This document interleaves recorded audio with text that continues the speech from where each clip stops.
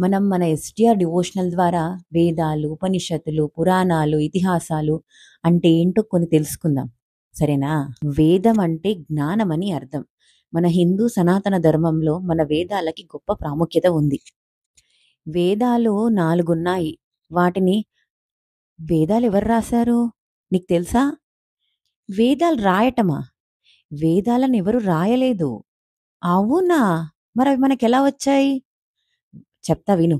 అవి బ్రహ్మదేవుడు మనకు అందించిన గొప్ప వరం. బ్రహ్మదేవుడు వేదాలను ధ్యానంలో సృష్టిస్తే వాటిని ఋషులు శ్రవణం ద్వారా గ్రహించారు. అందులో వేదవ్యాసుల వారు వీటిని 4 భాగాలుగా చేశారు. అవే ఋగ్వేదం, యజుర్వేదం, సామవేదం, అథర్వణ వేదం.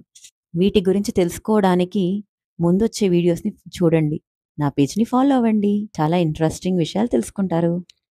Please like, follow the page.